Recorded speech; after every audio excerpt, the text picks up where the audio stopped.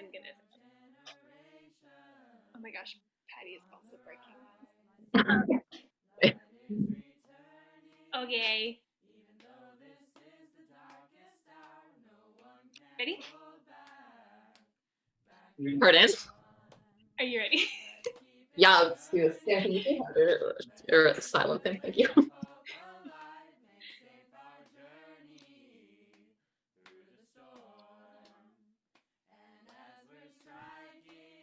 Hello.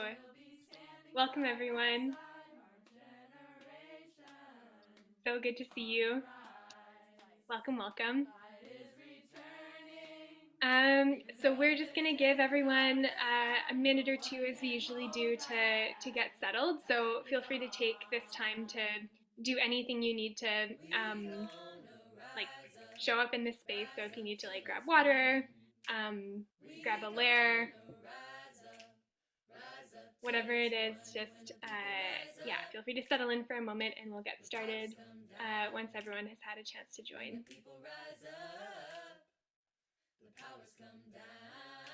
Nice to see all of your faces. But we keep coming back. They tried to stop us, but we keep coming back. All right. So we're gonna let folks keep trickling in, but we can just jump right in and get started. So just a quick disclosure that we're recording this meeting so that anyone who isn't able to come today is able to get the lowdown on what we're going to be doing for our MP meetings. So if you're not comfortable being recorded, just let us know, and we'll make sure that we're sharing selectively. Welcome to all of you.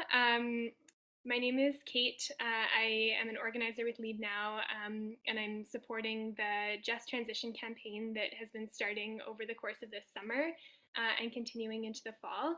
And I'm co-facilitating along with Jessie, if you want to introduce yourself.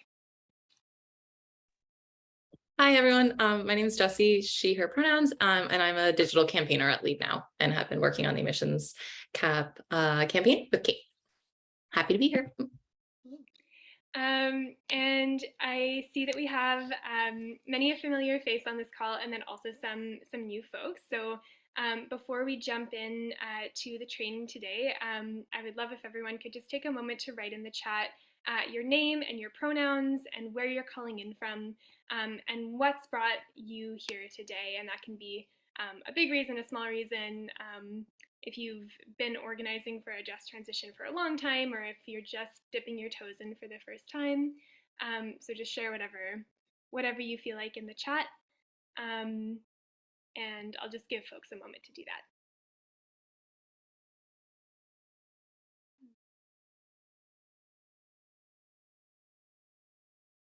Welcome, Jeannie. Welcome, Paul.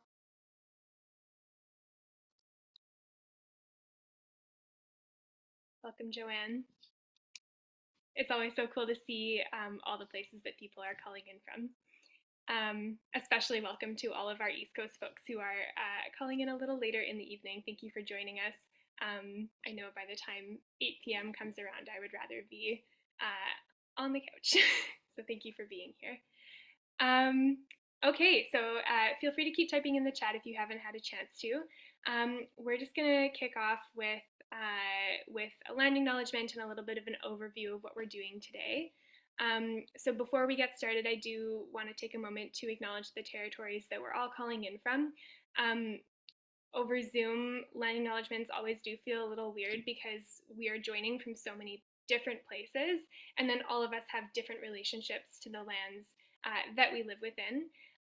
But whatever our respective contexts, wherever we're located, we are on Indigenous territories, and in many parts of Canada, those territories are unceded or treated. And in both of those cases, that means that we have deep obligation and responsibility to the lands themselves and the peoples to whom those lands belong.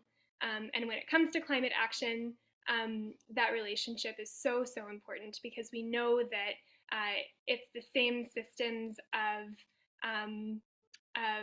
colonization and capitalism that have taken the land from Indigenous people as have caused the climate crisis. And we know that fighting for Indigenous sovereignty is at the very heart of winning climate solutions that work for all of us and make all of our lives better. So if you don't know about the territories that you live within or are curious to just have a bit more context, I would definitely suggest checking out native-land.ca, which is the link on the slide, and that will just give you a little bit of information about the territories that you live within, really good context to have if that's something that's new to you. All right, so let's talk a little bit about what we're going to be doing today. So for anyone who's coming in with a little bit less context, this is a training about our Just Transition MP meeting campaign, which is sort of a part 2 to our Just Transition campaign, which kicked off this summer. It's part of our return to in-person organizing after 2 years of COVID, and we're in the process of launching in-person Lead Now hubs across the country that are advancing the fight for a just transition. About a month ago, we had kicked off a series of media tactics calling on the media to tell the truth about the climate crisis and advance the narrative that we need a just transition in order to resolve it. And now, as we head into the fall and some key pieces of legislation begin to make their way through the House of Commons, we are going to be shifting our focus to target some key Liberal MPs and bring the fight for a just transition straight to the people with decision-making power. So we're going to be sharing a little bit of a background on what's going on with the emissions cap, which we think is a key piece of legislation that will open up ground political space for a just transition. We'll get into some of the strategy around our MP meeting plan, and then we'll get into the nuts and bolts of how to host an MP meeting. And just in case you're wondering if you're in the right place, this is a training that's open to anyone who is part of a local hub already, anyone who has maybe expressed interest in joining a hub but might not have a hub in their area yet. Or if you haven't signed up for the Just Transition campaign, we would love it if you could. And then there will be opportunities down the road for you to join an MP meeting. So regardless of which of those categories you fall into, there's going to be something here for you. And then we'll talk a little bit later in the training about next steps to actually getting your meeting up and going. And with that, I very quickly wanted to highlight before we jump into MP meetings, I had mentioned that we were doing some media tactics over the summer. We had a training last month where we got ready to do a tactic where we handed out fake newspapers across the country that were meant to represent what the news could look like if we were taking the climate crisis seriously. We had that action last week, and I just wanted to throw some photos in so that all of us can celebrate the amazing work that happened. If you were at one of these actions, maybe just drop something in the chat or wave. Yeah, and just wanted to spotlight some of the very cool work that's happening on the media front before we begin to switch gears toward our MP lobbying campaign. So shout out to everyone who made this action happen. It was wonderful, super, super powerful. Yeah, and thank you for your efforts. So with that, I will pass it off to Jessie, who's going to do some context setting about the emissions cap. And then from there, we'll have some time to ask questions about the legislation, and then we'll jump into what's going on with the MP meeting. So Jessie, over to you. Cool. Thanks, Kate. And also just that action was so cool, and I love it. Thank you so much for everyone who's involved. Those newspapers were so cool. Okay, so I'm just going to do some context setting about where we're at, what the emissions cap policy is. And so to start, I'm just going to preface it. Some of the context has numbers and policy details. And I just want to say that I am personally not an expert on these things. And you are not expected to be either. And Lead Now is working as a part of a larger network of organizations across the country, policy experts included in that network. And so we have that informing our work and our strategy. But our strategy and the point of these MP meetings is not to be those experts, but to show that everyday Canadians like us are watching or tuned in and want a strong emissions cap, and the oil and gas industry to do their fair share. So I think our thinking is that people who are usually talking to the MPs about this often are policy experts. They've got that covered. Our power is public pressure. And so just to keep that in mind, and also tell me to slow down if I'm talking about numbers too fast. So where we're in a climate crisis. Emissions are a large part of that. They're killing communities and the environment. On the front lines of this crisis, racialized and poor communities across the world are feeling the brunt of it. And the implications of these emissions and of the crisis are vast. They include social, economic, the health implications of emissions, especially for frontline communities, are devastating. There are higher rates of cancer, respiratory issues, birth complications. So if we're fighting for climate justice, racial justice, economic justice, emissions are a part of that fight. So right now, in this fall, the federal government is working on a policy to limit polluting emissions from the oil and gas sector specifically. And if done right, the policy could be game-changing. It could hold the oil and gas industry accountable for doing their fair share. It could allow Canada to meet its climate targets, and it could usher in the foundation for a just transition. So some of the key moments that have led up to this point goes back to the last election. Capping emissions from the oil and gas sector was a key campaign promise from the Liberals.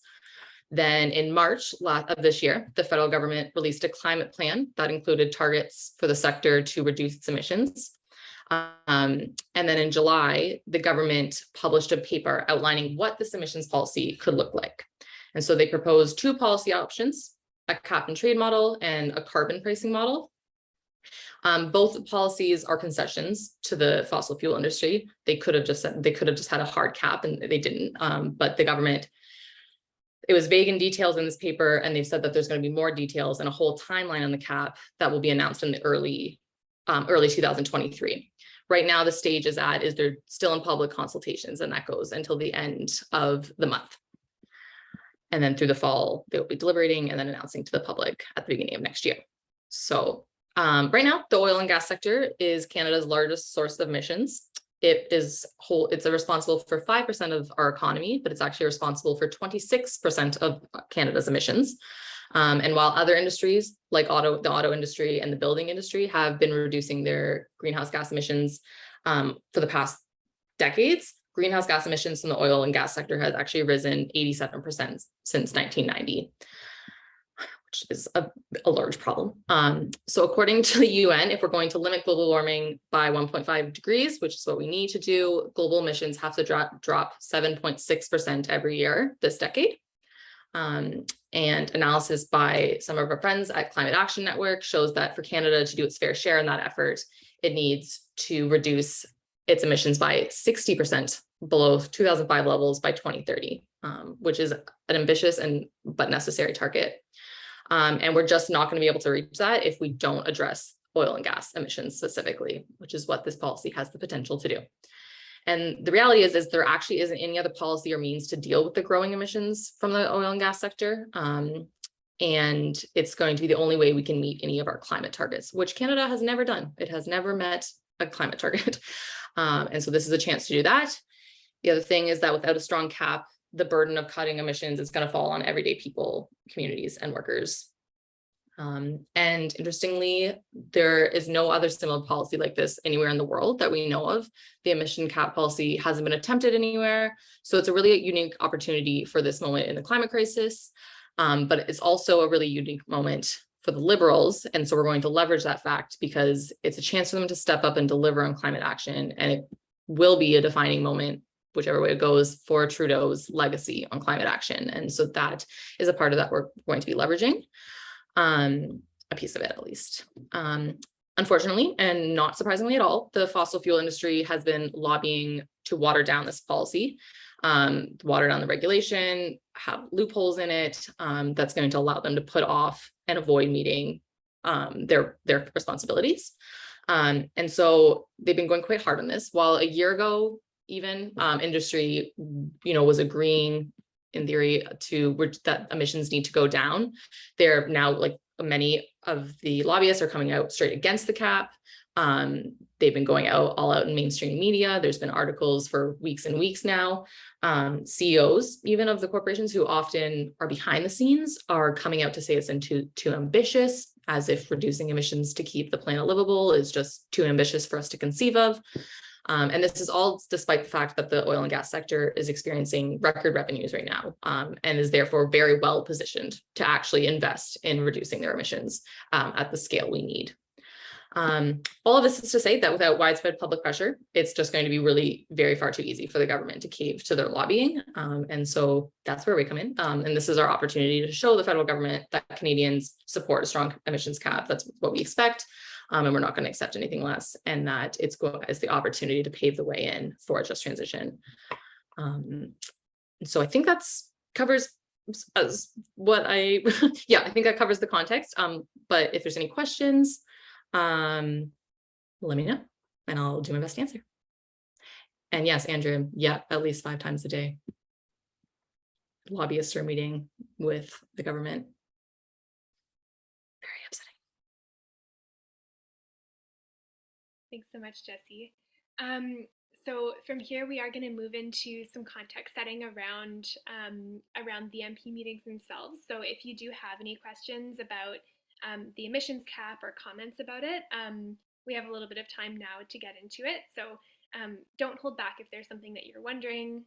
If you have a question we do not promise to be policy experts, but I know a lot of people in the Lead Now community are, so we can collectively crowdsource some answers. Yeah, any questions about the emissions cap?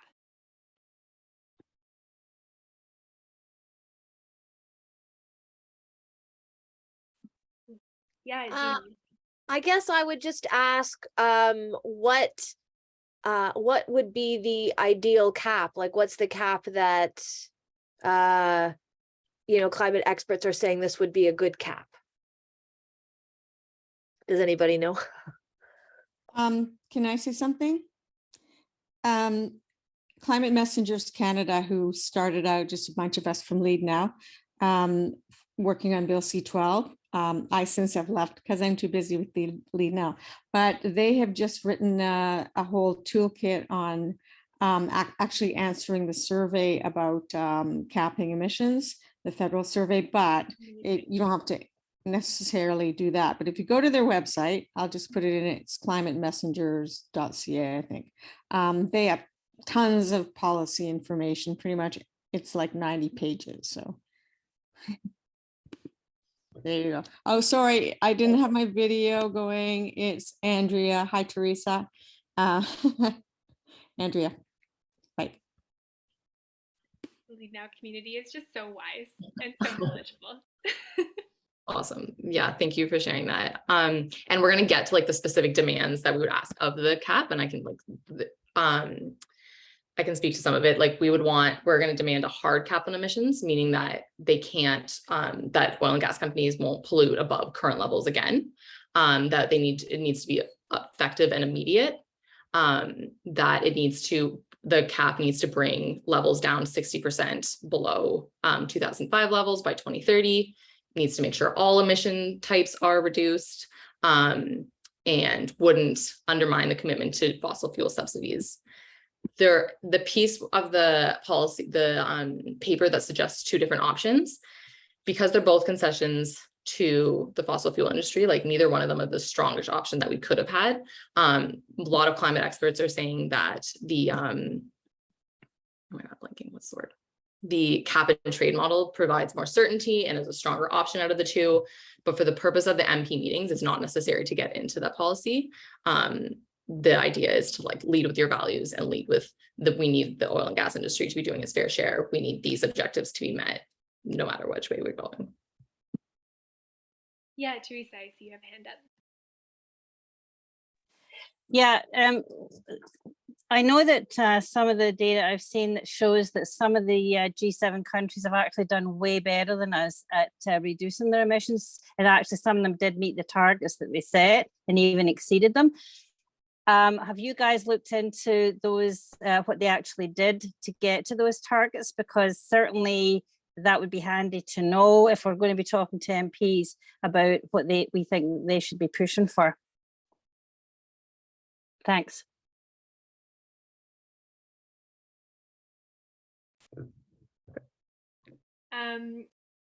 That's a great question. I don't have the answer, but if anyone does, you're very welcome to share. I think, yeah. So we have some key points in our MP meetings toolkit that we'll share that will hopefully have like enough, kind of enough of the bones of what you would need to say in order to make a convincing case for an emissions cap. But I think I would always encourage you to go in as armed with all the stats as you would like to be. And if anyone does have information around what other countries are doing, you're very welcome to share. I see some stuff in the chat from Paul about what England has done with binding climate laws. Yeah, lots of good stuff in there. So maybe we can crowdsource this one if other Lead Now folks have the knowledge. Okay. Yeah. Oh, sorry, Jesse, go ahead if you have. I was just going to say in the toolkit, we have links, like a couple of resources that would have more details on like the exact policy measures that could be used to get to this goal that we're demanding, policy measures or specific other pledges that need to be adhered to, other like UN declarations that need to be adhered to also help us get to this goal. So those will be in the toolkit as well, to like as much information that we can share with you, we will do. Thank you. Okay, so in that case, let's jump right into talking about our MP meetings. So before we dive in, I would love to do just like a quick poll in the chat, and if you could just put an exclamation mark if you've ever participated in an MP meeting before. So exclamation mark if you've participated. Amazing. Yes, lots of exclamation marks. Has anyone led an MP meeting before? Amazing. Okay. Expert crew. Also, if you haven't, that is totally fine. And we're going to give you all of the tools and all of the skills you need to be able to do one. Jennifer, yeah, I know there's been like quite a lot of MP meeting that's been going on over Zoom over the last couple of years of pandemic. And that totally counts. Cool. Okay, so we have some experts in the room, but we'll still go over like everything you're gonna need. So very quickly before we get into it, a note on process. So what we're gonna be doing with this run of MP meetings is we're gonna be inviting existing hubs to go ahead. And you can just like register to host an MP meeting in your area. And then if you've signed up for the Just Transition campaign, but don't have a local hub yet where you are, you're still going to be invited to host an MP meeting. And then we will invite you to just sign up through an interest form that we'll share in a little while. And then make sure that if there are, for example, 5 people in Kamloops who want to host an MP meeting, we can make sure that you're connected and coordinated in doing that, as opposed to repeating work that others are doing too. And then if you're not signed up for the Just Transition campaign yet, we would just invite you to sign up now, and then wait to find out whether you have a local hub in your area so that you can join before, again, going off to host an MP meeting on your own and potentially replicating work. So if you, to your knowledge, haven't signed up for the Just Transition campaign yet, you can do so using this link that I'm just dropping in the chat. And then you should get some information about next steps and an invitation to get involved with the MP meetings through that link. Cool. All right. So for the emissions cap MP meetings, we are going to be primarily targeting Liberal MPs. And the reason that we're going to be doing this, like Jesse said, is that the federal government is debating right now about how the emissions cap will be designed. But we know that fossil fuel companies are really cranking up their efforts to lobby for watered down regulations. So without widespread public pressure, the Liberals could easily cave to their lobbying. And this is our opportunity to show the federal government that Canadians really do support a strong emissions cap that requires oil and gas companies to do their fair share. So we're going to be specifically targeting Liberal MPs because we see them as the ones who can exert the most pressure on the most powerful members of their party. So Chrystia Freeland, the Minister of Finance, Stephen Guilbeault, the Minister of the Environment, and Prime Minister Trudeau. Those are the people who need to be convinced. And we think that if we can get enough Liberal MPs on our side, that can be enough to push them to act. For folks who don't live in ridings with Liberal MPs, that's okay. You're also encouraged to reach out to whatever MP you have access to, because the more that the emissions cap is in the media, is being talked about in the House of Commons, the more pressure there will be and the more incentive there will be for powerful Liberal MPs to act. So, for folks who have already gone through this whole process before, this might be a little bit redundant, but we're quickly going to review the steps for planning your MP meeting. So first step is going to be, and all of this is going to be in this toolkit that I'm just dropping in the chat right now, is going to be finding your MP's contact information, and figuring out who they are. So you can find contact information for your MP at the Parliament of Canada website, and they keep both constituency offices in the community and legislative offices in Ottawa. In most cases, you're going to want to contact and meet with them at their constituency office because they care much more about their constituents than members of the general public. And then, like I said, if your local hub is located in an urban center where there's more than one riding to pick from, I would suggest that you pick a Liberal MP outside of Cabinet first. And then if that isn't available to you, I would pick any Liberal MP you have access to. And then if there are no Liberal MPs available, I would pick an NDP or a Green MP. If you only have the choice of meeting with a Conservative, you can go ahead, but I would just warn you to expect probably a lot more pushback and a much more frustrating conversation. Oops,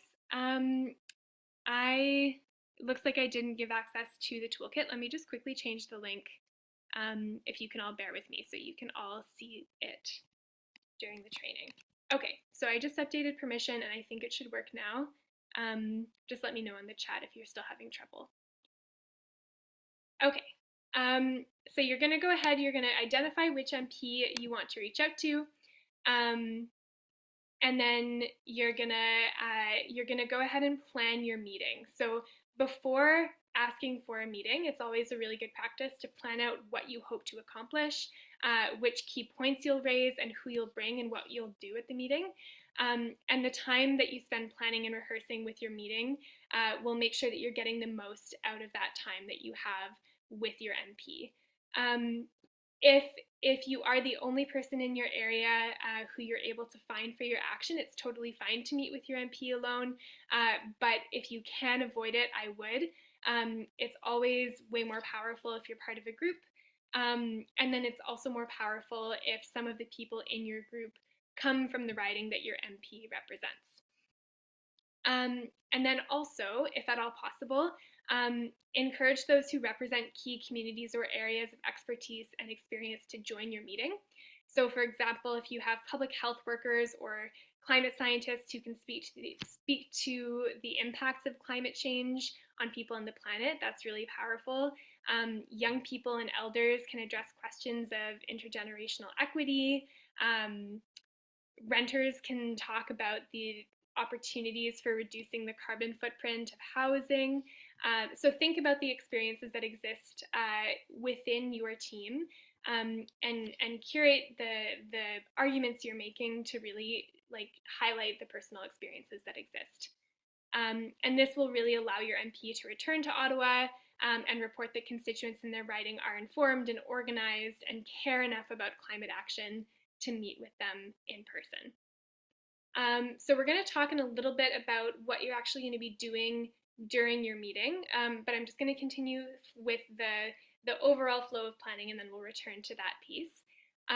So once you've given some thought to what you're going to be doing during your meeting, what you're going to be talking about, you're going to reach out to ask for a meeting. We have a draft email in the MP toolkit that I've just shared. You're welcome to just copy paste that and then add in whatever context is specific to your action. Go ahead and send the email. And then if you don't hear back within 48 hours, you can make a phone call and begin your phone call by mentioning the email and ask to secure a date and a time to meet with your MP. And I would really encourage you, if you aren't hearing back, to just be tenacious. It's part of MP's jobs to meet with you. It's like, it is their responsibility to do it. And the more that you can follow up and ask and ask and ask, the more likely you are to get a meeting. And then once your meeting's time and date is confirmed, you're going to register your event on a Lead Now action page, which is linked in the toolkit as well. And that's going to mean that other Lead Now volunteers can find you and register and join you at the MP meeting. And then finally from there, at the meeting, you're going to want to meet at a nearby location with all of your participants ahead of time. You're going to quickly rehearse how the meeting will flow and agree to who will discuss which points and answer which questions from the MP. If you want any printed materials with you, make sure you bring them. And then when you show up, this is probably intuitive to everyone here, but be respectful of their staff. The tone you set is very important. And while you want to be direct and clear about our concerns for climate and for a just transition, these meetings should really demonstrate our willingness to engage responsibly. And it also sets a contract should you choose to escalate your actions following the meeting, because you've shown that you were willing to engage in good faith at the beginning.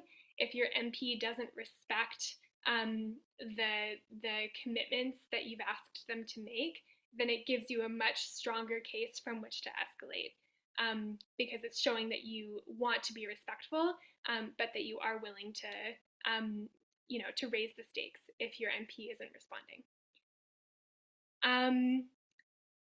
Another tip for the meeting itself is just to be cautious about extended pleasantries with your MP.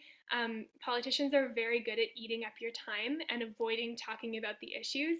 And so it's nice to have like some chat at the beginning that humanizes you, but make sure that you're avoiding getting bogged down with long discussions that aren't related to the issue you're there to talk about. Maybe, I don't know, if folks can just drop an exclamation mark in the chat if you've ever been part of a conversation with an MP where you started strong and then got detoured before you could even notice what was happening. I've definitely been part of more than one conversation with an MP where I've just been, totally veered off track, and then I realized I'd wasted a ton of time and it took forever to get back on track. Yeah. And then finally, assign someone to take notes, and assign another person to lead the introductions and facilitate your team's contributions to the conversation. All attendees should then know what points they're talking to or speaking to ahead of time. And then after the meeting, you're going to have a debrief call with your team where you summarize what you've learned and said. You can make note of any follow-up commitments or tasks, and then ask your team members to write follow-up emails to thank the MP and reiterate key points made during the meeting. And then just be really clear about the urgency and ambition we expect from our MPs, and remind them of the commitments that they've made, if they have made a commitment to us. We're also going to be sharing a form with you to fill out after your meeting to record how it went and to make sure that we're tracking what commitments MPs are making. So I'm just going to pause for a second because I've talked for a long time. I'm about to jump into the content of the meetings themselves and what we're asking for, but before I do that, does anyone have any questions about this process and what it looks like to host an MP meeting? Or advice? if you are an experienced hoster of MP meetings.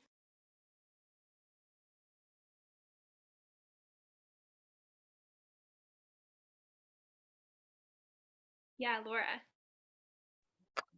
Hi. So I'm someone who signed up for a hub, but there's no one else near me. It kind of sounds like a lot of work, and I'm kind of swamped with university at the moment. So it doesn't sound like something I'd be able to do right now at this point. Do you think that's a fair assessment? I think it's like super good to yeah, if you don't think you have capacity for it, I wouldn't take it on. But I will say, so we're starting off with Just Transition, like Lead Now volunteers kicking off the meetings, but then we'll open it up wider in a week or two. So there's a chance that if you don't sign up to lead the action, maybe a new Lead Now volunteer will step in to do it, and then you can participate. So if you want to participate but you don't want to host, that's totally okay. Okay, thanks.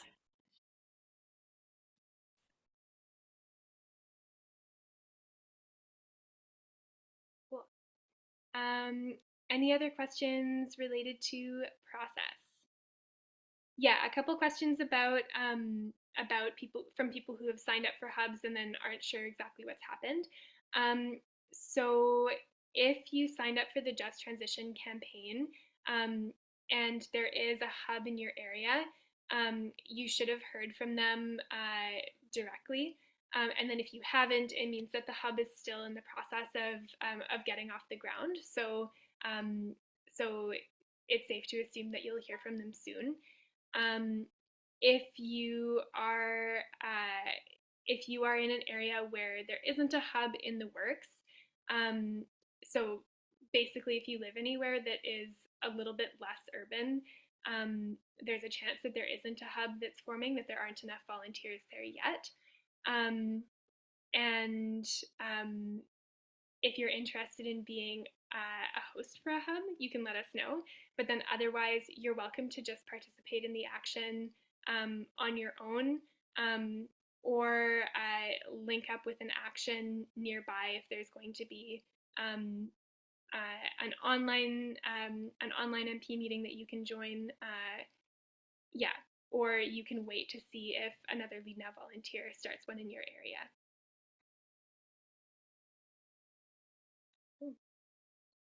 Any other process questions? Yeah, Caitlin. Yeah, hi.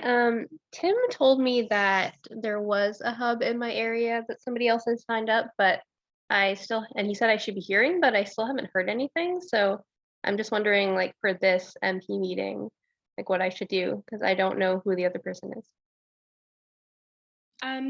That's a great question.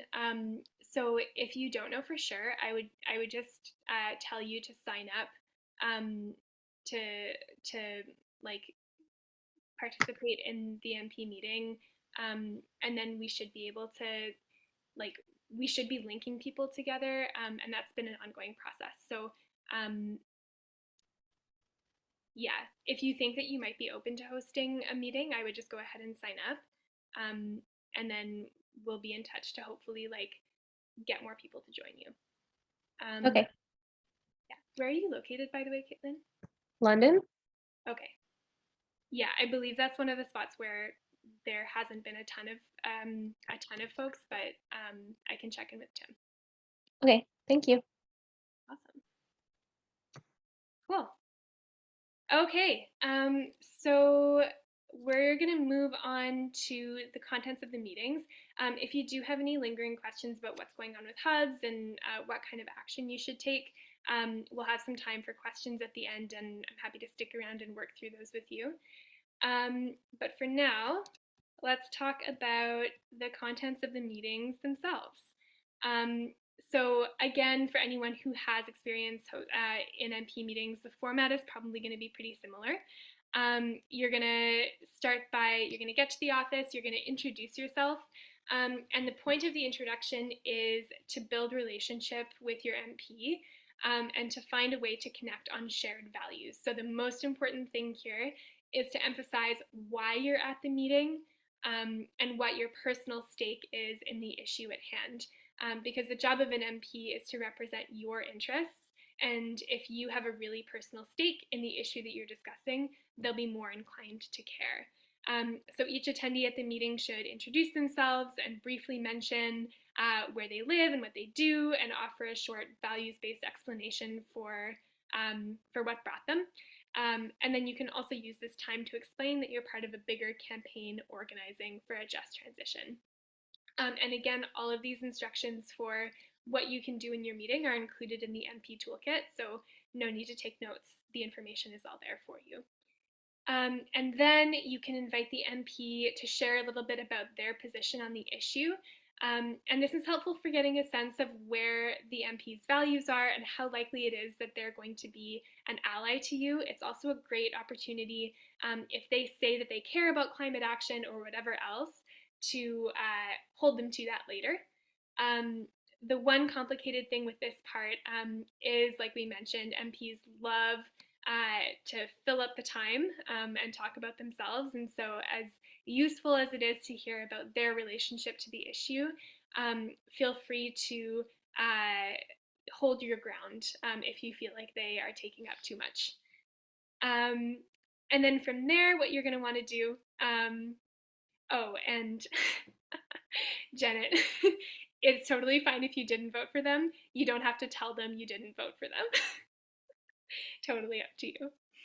And then from there, you're going to want to discuss the MCAP policy itself. This is the piece where I really want you to hold in your mind what Jesse shared about not needing to be a policy expert. We have some talking points for you. We have some extra resources for you. But at the end of the day, MPs have tons of policy experts in their ear all the time.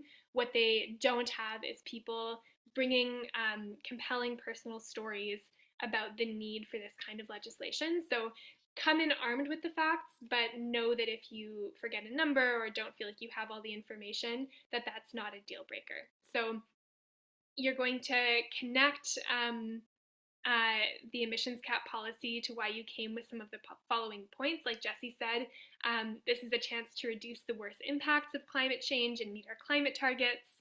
The government has a responsibility to pick a hard cap on emissions because all the other options would allow industry to get off the hook. And you can point to some of the data around the United Nations warning to limit warming to 1.5 degrees and how unless we have a strong emissions cap, we simply won't be able to get there. So feel free to pull on any of that context that you like. And then you're going to go ahead and make your ask.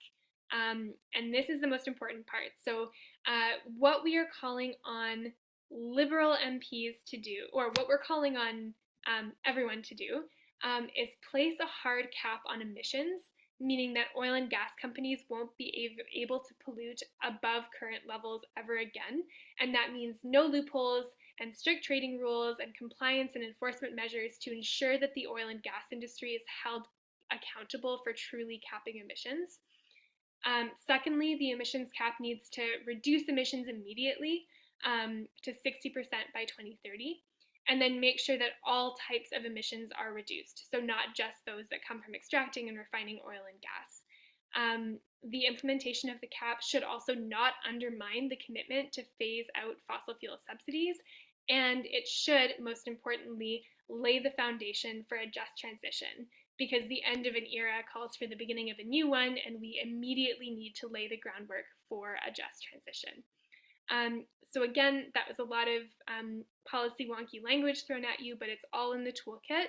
And so you don't need to remember it, you just need to come armed with some of these talking points. And then from there, you're going to be making a clear ask. And we're calling on Liberal MPs to do three things.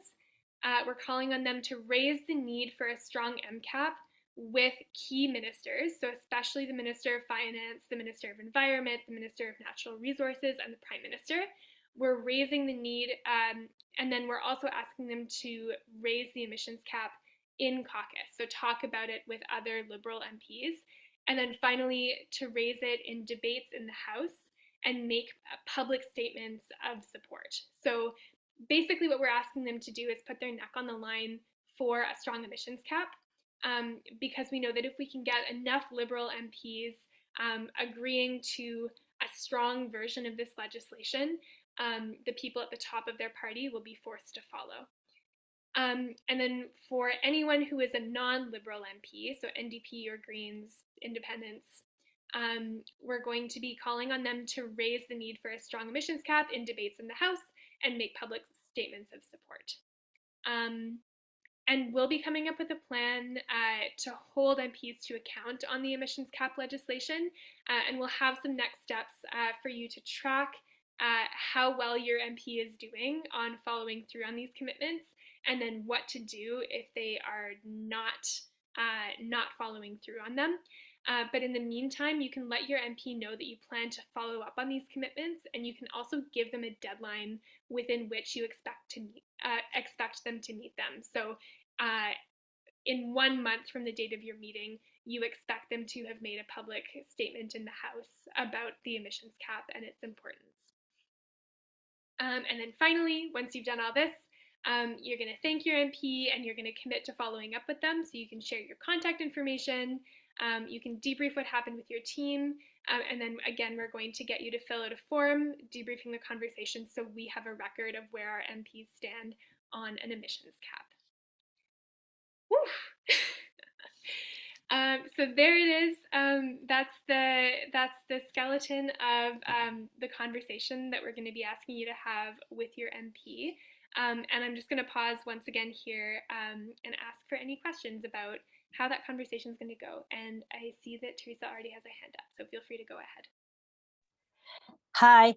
Yeah, I've done some work with our local MP, who is Gord Johns. He's NDP. One of the things that we have to remember that the people that are not government don't have a whole lot of policy advisors and stuff like that. So one of the things that we found really helpful, and this actually did work, and Gord was able to bring forward some legislation eventually about plastics, is you ask them what you can do for them to give the information. And we did a lot of research for him and background stuff, and then we were able to bring that to him, which made it much easier for him to support our push to get the ask for what we wanted. So the guys that are in government don't really need it as much, but because they've got policy advisors, etc. But the guys that are in the other parties definitely need some help to pull the information together. So again, you can ask them to what they need you to do. And the other thing that I found was you tell them, I'm going to give you a call in 2 weeks so that we can follow up with this. So just to let you know, and I need your your right hand person. Who do I call to sort out that follow up meeting? Like you really need to ask them about that. And what you said about the chit chat is absolutely spot on. It's one of the things that Libby Davis was talking about at the lobbying seminar that I attended that she gave. Oh yeah, they're really good at that. Totally. I'm sure anyone who's had any experience with MPs has that experience of, desperately trying to hold on to the thread of a conversation.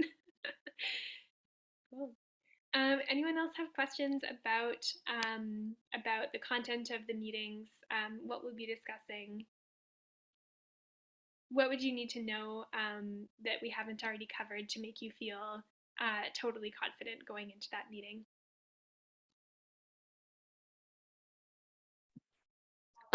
This isn't about content, but I'm just wondering, I'm not paying attention too much about where they are now, but are they home? Like, are they in their ridings now? The House isn't sitting, like, are they here? Are they in their places? Or will we be asking for a meeting, an online meeting?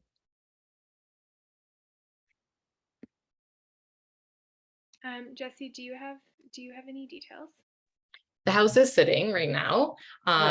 So you could either ask for an online meeting, or like Kate was saying, it can take some time for them to respond, that you can ask for a meeting when they are back in town. Sometimes they're back in town in between things. Right. Yeah, and But we do have a bit of a, I mean, we're on a time crunch, right? I mean, they're going to be setting. exactly. I heard the end of the month. So you mean the end of September? Like they're going to be actually setting it, or they're Oh, no, starting no. the process of setting? Okay. Yeah, sorry. Oh God, everyone get there next week. No. So sorry, the online public consultation portal, it closes at the end of the month, but that doesn't mean that they're not shaping they're going to be shaping the policy, the Liberals, over the next few months. And Okay. so that's our window. So while it is an urgent time space, like Right. time frame, it's not like we need to do it in the next 2 weeks or like Right. next Okay. week even, I mean.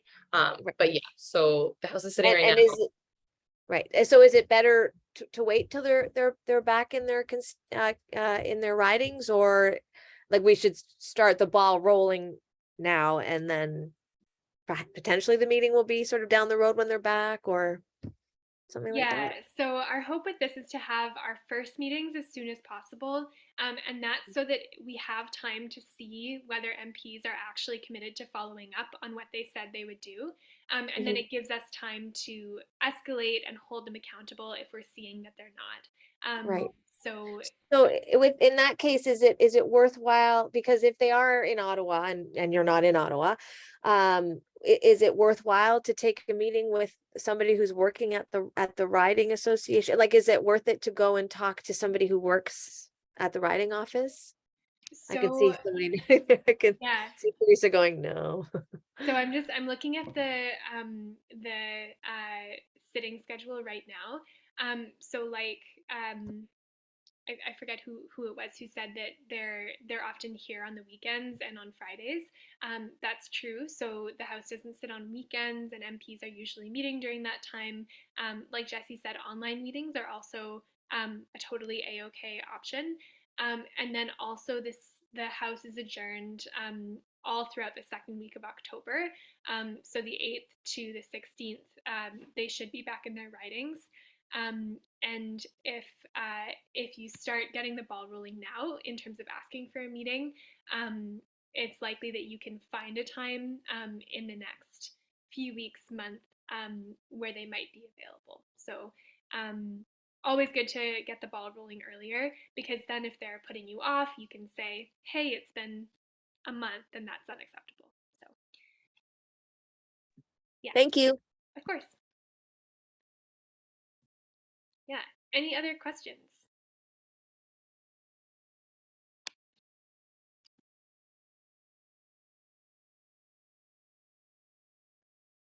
Cool. Okay, so what I'm going to do now is I'm just going to share a couple links in the chat again for anyone who missed it. So first off, this is the link to the MP meeting toolkit. We'll also share it with you via email after this training. And then if you are part of the Just Transition campaign, if you've signed up to volunteer with the Just Transition campaign, you should have received an email inviting you to our Just Transition base on Airtable, where all of the links to all of the toolkits will be included. If you think that you are someone who is ready to host an action in your community, you're invited to fill out this interest form that I've just dropped in the chat.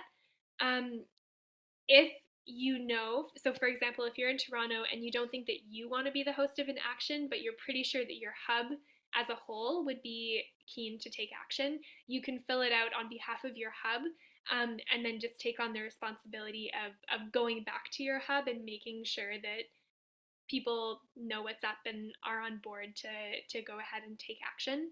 And then if you are not yet part of a hub, or are not sure yet if you're part of a hub, you're welcome to fill out the interest form as well, and then we'll just follow up with you to clarify what's going on in your area. And then once you've had a chance to reach out to your MP and confirm a date and time, there's a link in the toolkit to publicly register your action. And I can share that link here, but you won't need it until you have a date locked in. This just means that your event will become findable, and we can invite other Lead Now members to join you. And then finally, If you don't think that you're part of the Just Transition campaign yet and would like to be, you can sign up using this link in the chat. So those are all the links. And I'm sorry that they are a little bit overwhelming, but we will share all of them with you again via email, and you should be able to find them through the Just Transition Airtable as well. Okay, so that brings us to the end of our training. If you have any lingering questions and you want to stick around, Jesse and I will be here for a few more minutes and we can help you out. And then otherwise, very excited to hear about how the meetings go. So excited to hold our political leaders' feet to the fire on this really important piece of legislation that will make our fight for a just transition so much easier. And I'm just so excited to see all of our Liberal MPs quaking in their boots when they see you coming. So thank you all of you for doing this work. Thank you for holding our politicians accountable, and for laying the groundwork for a just transition.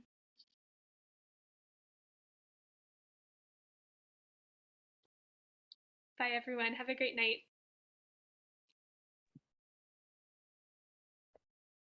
Thanks. So I do have a question, because I think I am in a hub here because I was invited out for I was unable to participate, but I was invited out to hand out newspapers. So I think I heard from Tim, and I think maybe we're in Toronto. I think we're both in Toronto. But I am in a riding with an independent. I don't know if where you are, but he was running as for the Liberals and then got kicked out